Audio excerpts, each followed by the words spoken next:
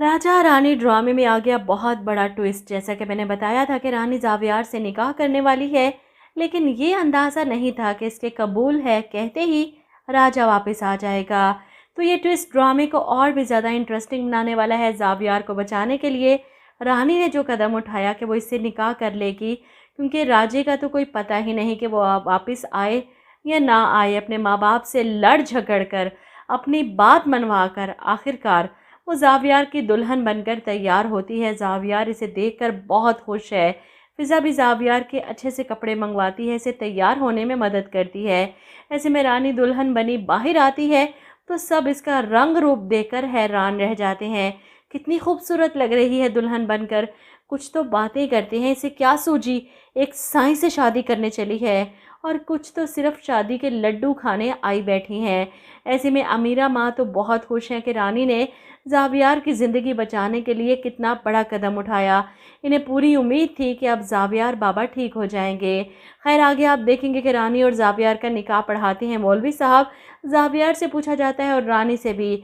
अब रानी के कबूल है कहने की देर थी कि कोई आकर बताता है कि बाहर गेट पर कोई राजा आया है, कहता है रानी से मिलना है। रानी ये सुनकर एकदम से हैरान होती है, उठकर खड़ी हो जाती है।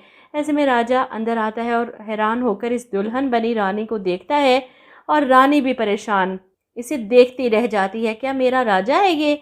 ऐसे में ज़ावियार को काफ़ी जेलसी होती है राजा को देखकर। वो जानता था कि रानी अपने राजे का इंतज़ार कर रही थी, लेकिन अब रानी इसकी दुल्हन है और वो साईं होने के बावजूद भी इस बात को बर्दाश्त नहीं कर पा रहा। ऐसे में रानी राजा से बात करने के लिए अंदर आती है। रानी की दोस्त भी वहाँ मौजूद है और फ़िज़ा भी। इस सिचुएशन पर हैरान है सब कि राजा जिसका इंतज़ार बरसों किया वो आया भी तो किस मौके पर। ज़ावियार भी अंदर आ जाता है। रानी को यकीन नहीं आता कहीं ये कोई फ्रॉडिया तो नहीं, लेकिन इसका दिल क्यों नहीं मान रहा, इतनी ज़ोर ज़ोर से धड़क रहा है, वो क्यों इसकी आंखों में नहीं देख पा रही। ऐसे में राजा इसे कहता है तुम्हें यकीन नहीं आ रहा कि मैं हूँ, लेकिन दुनिया गवाही देगी हमारी मोहब्बत की कि एक थी रानी एक था राजा।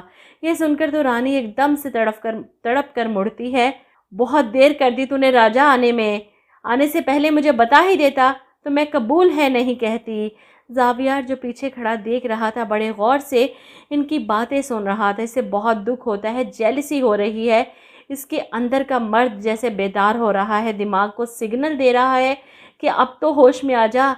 ऐसे में राजा कहता है कि मुझे लगा कि तू मेरा वादा रखेगी, और रानी आंखों में आंसू लिए इसे जवाब देती है कि जाकर शाहजी के दरबार पर मौजूद दियों से पूछ, जितना इनको जलाया है इससे ज़्यादा मैं जली हूँ। राजा को भी अंदाज़ा हो चुका है कि रानी का फ़ैसला गलत है। वो इस साईं से शादी करके कैसे खुश रह सकती है, इसलिए वो चाहता है कि रानी अभी और इसी वक्त इस रिश्ते को ख़त्म कर दे। एक बार इसे देख और एक बार मुझे देख, फैसला करने में आसानी हो जाएगी। ज़ावियार को तो अब गुस्सा आ रहा है, इसकी रानी को क्या पट्टियाँ पढ़ा रहा है।